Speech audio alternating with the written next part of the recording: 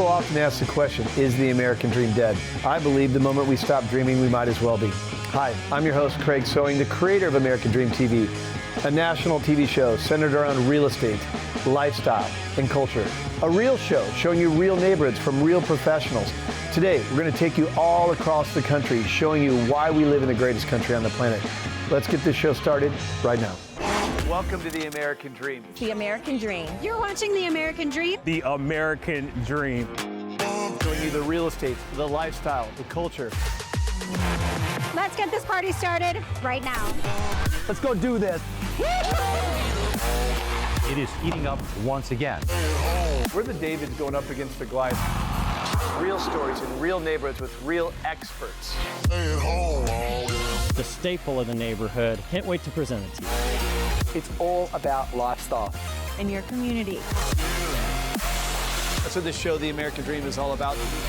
Cheers to your American Dream.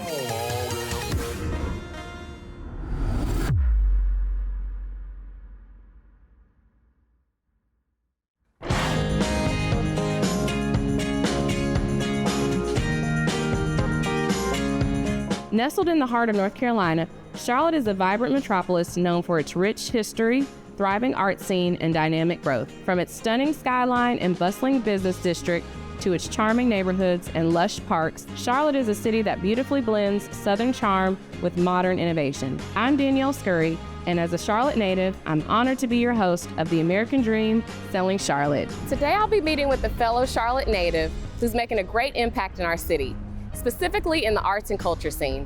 I'll be meeting with local venture capitalist, trailblazer, and the general director of Opera Carolina, here at Opera Carolina's 75th anniversary benefit concert, featuring world-renowned tenor Andrea Bocelli.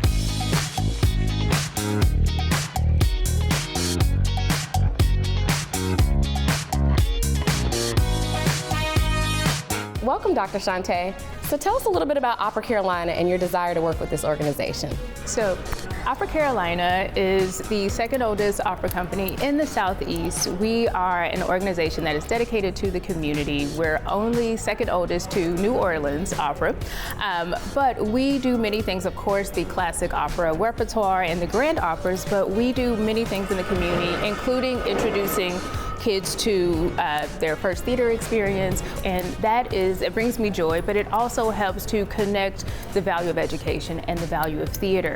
What inspired me to really come into Opera Carolina, into this opportunity, was my love of and my desire to really pass graduate school. I needed a way to study, and so my advisor introduced me to opera, and 15 years later, I am still here, still in the opera, still in the arts, and now I get to lead the organization and introduce many people in my hometown in Charlotte, North Carolina, to opera. And how exciting it is to have world-renowned opera singer Andrea Bocelli performing this evening. Can you tell us a little bit about the significance of tonight? Well, tonight is going to be amazing, of course.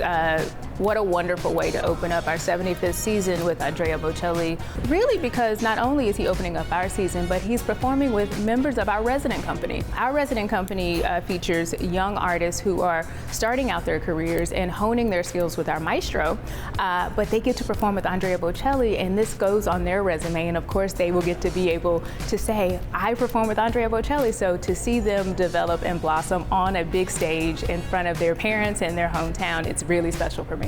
And I know one of your goals is to expose others who may not normally have the opportunity to see the opera. So I know that you have a special guest that you've invited this evening. Can you tell us a little bit more about how that came about? Yes, well, this year I am dubbing my first year Opera per Tutti, which in Italian means opera for all. So I've had, of course, many letters when people heard Andrea Bocelli was coming. I had a young man, right, who is also blind, and he said, I would really love to see someone who is professional and has an opportunity to perform. And, you know, unfortunately, they did not have the means necessarily to purchase the tickets, but for me, it's about creating those experiences that will last for a lifetime. And so it was not only a blessing, but a tremendous opportunity for us to give the gift of opera to those young people. I love that. Opera for all. I have to learn my Italian to get that better. So easy. Opera per tutti. Opera per tutti. I know you have several other initiatives that you're passionate about, one being Black Pearl Global Investments. Can you tell us a little bit more about that and your involvement? Yes, Black Pearl Global Investments, along with my partners, Dr. Carl Smart and Marlon Joris. Black Pearl's my baby. We started that firm really because as former practitioners, we thought we could make a difference by investing in the global health and the well-being of people around the world. So we write checks, invest in startups and people really looking to do three things, which is improve health outcomes, reduce costs, and increase access to healthcare around the world. And so for me, I am very grateful that I have business partners that are both supportive and give me, honestly, the freedom to both run Black Pearl Global and then come and run the opera. Wow, that's wonderful.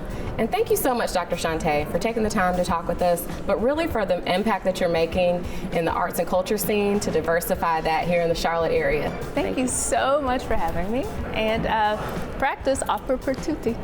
Opera per tutti. Brava.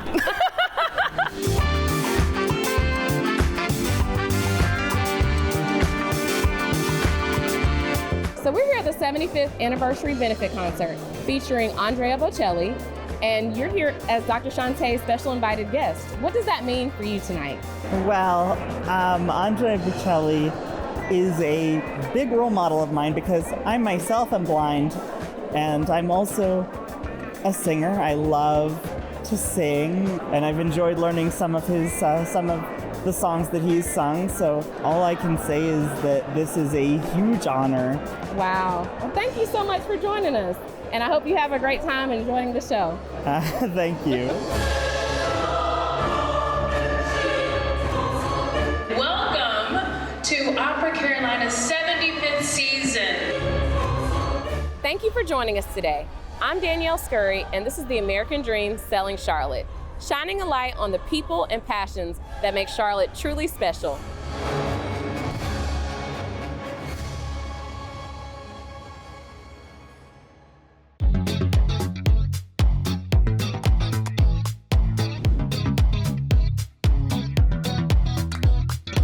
Aloha, and welcome to the American Dream TV. I'm your host and lifestyle expert, Stacey Dees. Today we're in Kailua on the windward side of Oahu. Kailua is where laid-back vibes meets everyday living. Welcome to the American Dream. Nestled above the pristine sands of Lanikai Beach, the Pillbox hike offers breathtaking views. As you ascend the trail, the horizon stretches out before you, revealing the vibrant blues of the Pacific Ocean. The Mokulua Islands rise from the sea like two sentinels guarding this paradise. From atop the weathered bunkers, remnants of World War II, you can see the contrast between the vibrant green hills and the sparkling waters below.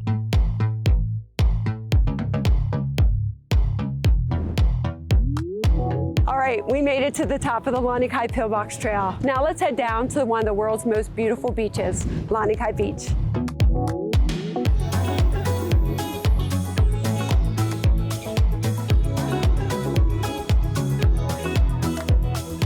Lanikai is a picturesque neighborhood known for its white sand beaches and crystal clear turquoise waters.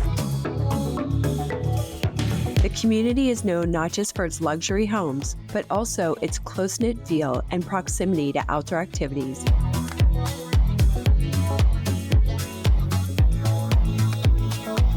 After a morning of hiking, cooling off at Lanikai Beach, let's head over to the Kailua Racquet Club, meet up with some friends, play a little tennis.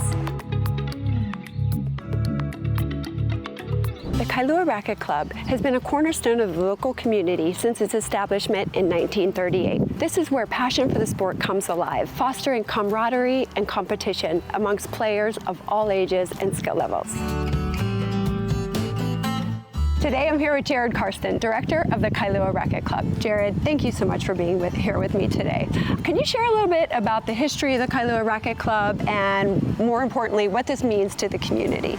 Well, of course, Stacey. Thanks for chatting with me. Kailua Racket Club, it's been here since the 1930s. Even though it is a private club, it has always had a really inclusive nature to it. There's a lot of community involvement through events such as the big tournament we're running right now and our tennis academy. But even though, you know, like I said, it's a club for members and guests, the outside world is really welcome in here quite often.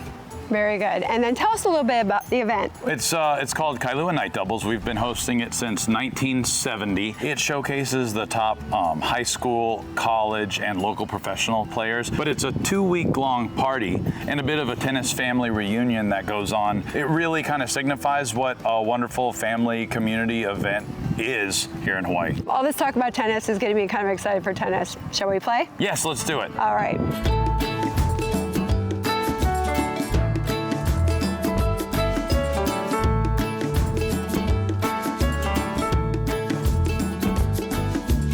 I'm here today with Michael Bennett. Michael is an NFL Super Bowl champ and a Pro Bowl MVP. Can you tell us a little bit about how you got into tennis? Yeah, when I retired, my wife was like, yo, you need to get out the house. So my wife kind of pushed me towards tennis. And one of the guys who was kind of a mentor for me, Rusty Kimura, like he was already a tennis coach. It just kind of made a lot of sense. It kind of felt like a lot of things that there was like this mental humbling experience, something I didn't know how to do that continued to push me. I think tennis was just like a reliever and something that really became like really part of my mental health and like changing the same type of discipline that was in the sport of football. Yeah. It's like the same thing that's in tennis. And I think I built like a whole nother community of people around the island that play with us. So it's been a great transition for me. Thank you so much for spending this time with me. I know you play tonight. Good luck. Have fun out there. Again, thank you so much from all of us here at thank you so much. Aloha. Yeah.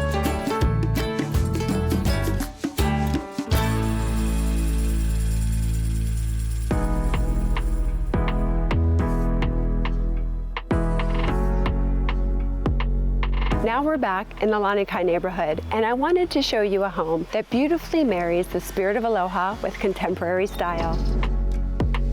I'm here with Jen Johnson. Jen is the owner and interior designer at Indigo Republic. Jen, tell us a little bit about your design aesthetic you were able to incorporate into this lovely Lanikai home. Sure. When I first saw the home, I saw the great bones that it had. It has all the vintage windows. It has this neat T&G from the original Lanikai homes. It was just so chopped up and pieced up. What we decided to do is blow out all the walls, blow out the ceilings, and really open it up. Everything that we decided to bring in really enhances the warmth and the vibrance of that aloha. The modern aloha. That's what I've been calling it. Yes. It's the beauty of the bringing in the woods, bringing in the stones, really just embracing the life that we live here in Hawaii. The work you did here is just really fantastic, and you just really done a beautiful job here. Yeah, thank you. Thank you for coming along on this adventurous day in Kailua, in the beautiful neighborhood of Lanikai, where there's no doubt we're living the American dream. I'm your host and Hawaii lifestyle expert, Stacey Dees. Until next time.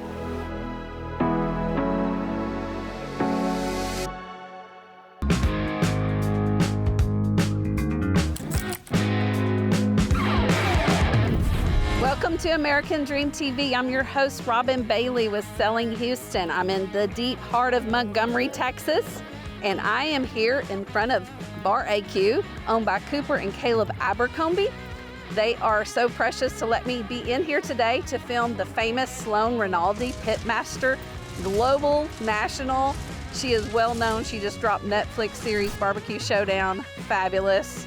We have a lot to show you about her, barbecue, all the things. When you think of Texas, you think cowboy hats, boots, and barbecue. Let's go check out some barbecue.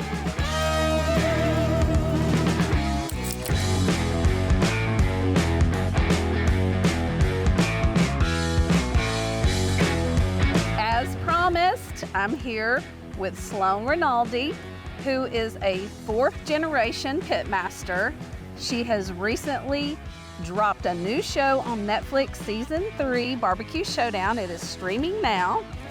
And she also has a new cookbook out based from the show. So I'm so proud to know her and excited to introduce her to the American Dream audience. Sloan, thank you so much for being here. It's such my honor to have you here. I have some questions for you. Yes, ma'am. Hopefully I have some answers for you. You will. What in the world, when you were a little girl, did you see yourself doing? Well, it wasn't barbecue. Okay. But it was media. I always saw myself in media, you know, Okay. oddly enough. And I did construction, large-scale commercial construction for 32 years. That's amazing. That was not my path to media, however, Okay. but it was a passion. And when I retired from that, there was a light bulb moment. And I was watching a show that a lot of other people were, and I was like, I can do that. And there were no women, very few women. Actually, there was one woman, Melissa Cookson, who ends up being my judge on Barbecue Showdown. Wow. She was my inspiration. I did not realize that. Yes, and I was able to tell her because of her, there are women like me. So as you are the Lone Star Pit Master, in my mind, the best Lone Star Pit Master there is, which Texas is. And very subjective. Yes, but I see it. Right. You have done amazing that you created your own sauce. Yes. And rubs. That's right. Tell me about that and how it kind of Yes. came to be. Well, Texas Q Original was created immediately after smoking my first brisket. Okay. I knew I wanted to create my own sauce. Now we're global after a long time at HEB. And for the first time, we're able to ship, you know, to the UK and Italy and France, and it's really cool. You know, those guys are fascinated with Texas barbecue. Yeah. And then after that, you know, after Barbecue Showdown, it all became about doing a cookbook. So Sloan's Cookbook, right? So it's 13 challenge-winning recipes from Barbecue Showdown Season 3. This is some of the best food that my family's ever made. So centuries-old recipes. I think it's going to be something that families can enjoy, you know, through the holidays all year long, and pass it down to their kids and enjoy the same recipes we've had, you know, for 100 years. Well, I can tell you that I watched the series. I was impressed with all of the recipes.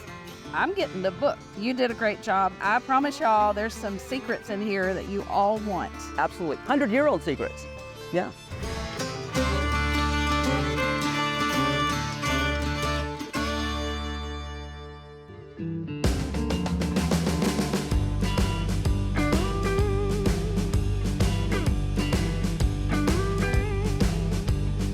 Well, Sloan, Yes, it was ma'am. fun today, and I really appreciate all your time. What keeps you going? Oh God, everything, by the grace of God. You know, it's just opportunities are amazing right now. I've been so blessed, and I feel like as long as you keep moving, you're gonna live. So I gotta, you know, got some You're time. an inspiration. Thank you, I appreciate that. I think in barbecue right now, if I can do anything, would be to inspire other women to get out and smoke barbecue. That's what I wanna do. I think you're doing it. That's what I wanna do.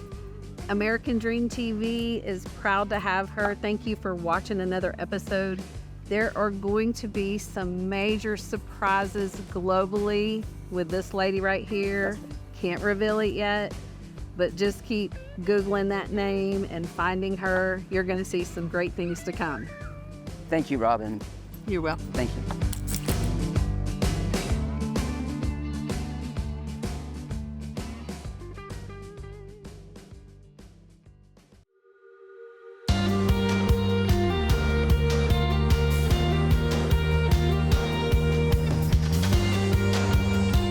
Welcome to the American Dream TV. I'm your host Tegan Enlow, and today we're in downtown Tigard, where they have the Tigard Street Fair, the Farmers Market, and we have a custom mural being installed by Rachel Jackson from Banyan Bridges. I can't wait to tell you more about why people love being in Tigard.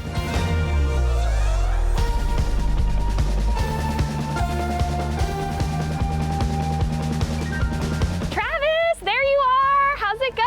How you doing? Good. Have you gone and looked at the mural progress yet? I checked earlier, but I haven't been over in a little while. It's looking so great. So I wanted to ask you a little bit. Yeah. If you could tell me about what putting this mural up, why is that special to you? Why did you want to have this art installation in Tigard? Well, one great thing about City of Tigard, as you know, they have great grant funding for internal and external improvements. And one of the things that is eligible for that is this kind of mural projects, different downtown art. They really invest in art downtown, and we're like, we've got a big wall, we'd love to get some art on there, and so we said, let's do it.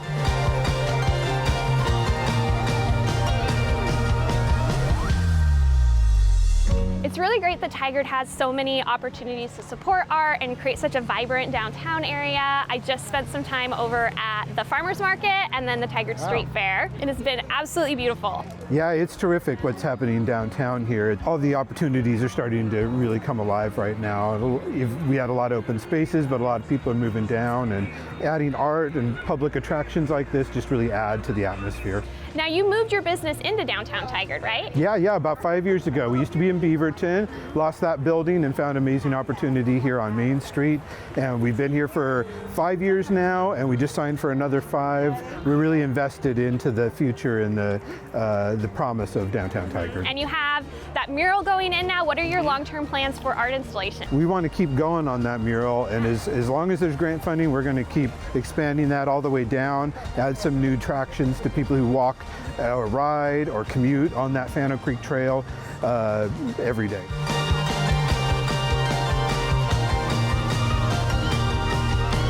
Well, I picked up some yummy food for Rachel at the farmer's market. I'm gonna go drop it off to her so she can have a lunch break. Great seeing you. Yeah, I'll see you later. Bye-bye.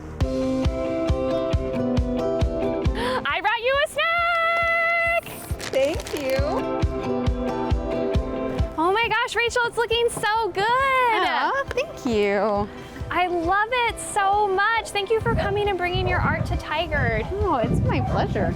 I love how this is, looking and it's displaying on this wall, but there's so much more wall, as this building extends down this trail system. What would you do to carry it through if you were able to come back? I mean, I just love the flow of the lines, and I just want to carry them down, and we can layer in a lot of different types of nature through it. I could see this expanding over time. I think this would be really beautiful. I do too, and it creates such a nice experience as you're going through the regional trail system, and you have nature over here, you have this beautiful art installation, and it just makes it so special. Can you tell me a little bit more about how you came up with this concept and what you wanted to create? Yeah. This trail is so beautiful. You've got the trees, you've got the river, it just feels like nature until you get to this spot when all you see is just warehouse for miles. What feels like miles, right? It's so true. So I just wanted to bring the nature from this side of the trail to the warehouse side of the trail. And I think it just is going to create a more immersive experience. I've already had so many people on this trail, excited to see art going up. Well, this is a regional trail, so it goes through multiple cities. It has a ton of people who are walking and biking and rolling and all the different things on it. And so it's going to get so many eyes on it. And I think it's going to be like a fun placemaking experience for them as they pass through on their journey. Yeah, I agree.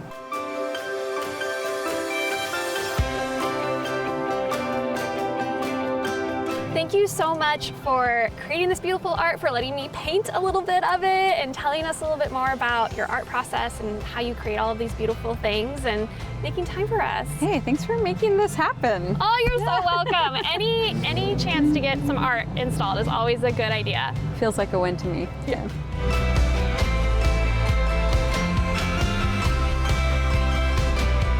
Thank you so much for joining us today, where we got to spend time in downtown Tigard with Travis from Curiosities and Rachel Jackson, who is installing this absolutely beautiful mural outside their building. I'm Tegan Enlow, this is American Dream TV, and that's a wrap.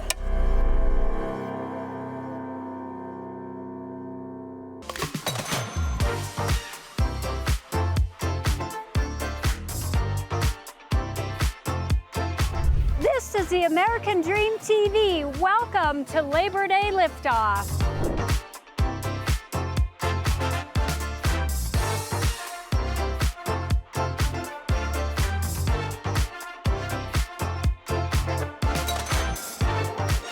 Lauren, it's so great to see you again. Yeah. This is so much fun. So tell us, what is your role with the Balloon Fest? Yeah, absolutely. So I work with Colorado Springs Sports Corporation. We're one of the 2 organizations that help put this event on, and I do the marketing and PR for us. And this is our 48th running of the Colorado Springs Labor Day Liftoff, so we couldn't be more excited to bring this to the community year after year. That's fantastic. Well, let me say, she does a fabulous job. Everybody's having a great time out here.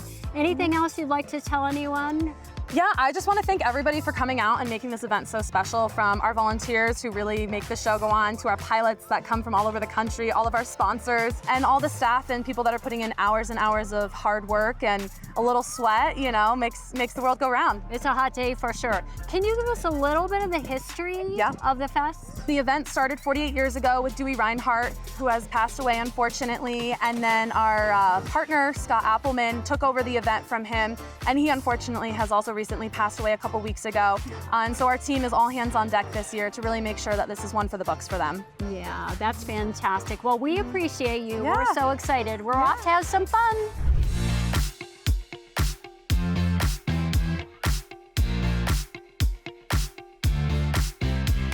My name is Paul Petrin. I'm based out of Howell, Michigan, and I'm the balloon meister for the 2024 Colorado Springs Labor Day liftoff. Excellent, excellent. And what is your role exactly? So I help coordinate the balloon flight activity, the go or no-go decision based on weather, and coordinate with the FAA, the Federal Aviation Administration. I'm here on behalf of Hot Apple Productions, and we work in collaboration with Colorado Springs Sports Corp to help put on this wonderful community event. Excellent. So nobody goes up without this guy. That's right. So Paul, tell us, when you go up in the air, how do you have control over where you're going? So when I am flying, we are at the mercy of Mother Nature. So wherever the wind is blowing is where we head. So we plan our flights according to the wind direction and the wind speed. We'll go upwind of desired landing spots, and we try to fly about a 45-minute to 1 hour flight and utilize the winds at different altitudes to head where we want to go. We do have good altitude control, but our left and right is at the mercy of the winds. And a balloon pilot, what does one have to do to get their license? It's very similar to fixed wing. We have to take a written test. We have to log a certain amount of flight instruction with an instructor. We have to take an oral examination with an FAA examiner, and then a flight examination with an FAA examiner. And that's just to get your private license. Once you've got your private license, accumulate 35 hours or more as a private pilot, and then you can proceed on to get your commercial license with another series of 3 tests, a little more advanced for being a commercial pilot.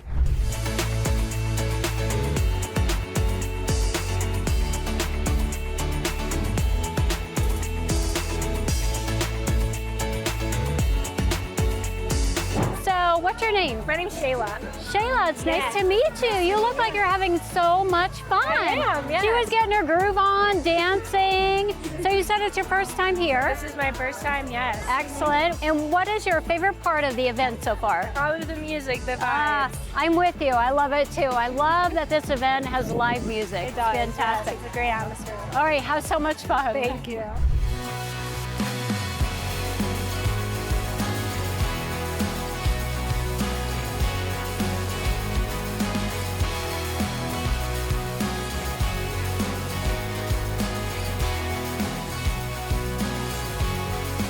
Wow, this is mind-blowing. If you could see this in person, I highly recommend it. It is spectacular.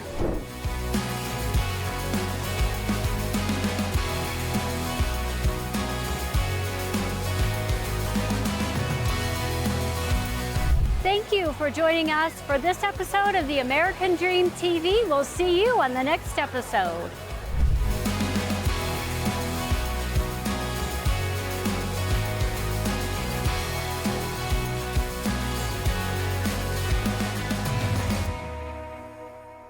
I hope you enjoyed today's episode of the American Dream TV. We created this show to combat negative media, to show that the American Dream is alive and well by showing you real stories in real neighborhoods. Thank you so much for watching the show, and cheers to your American Dream.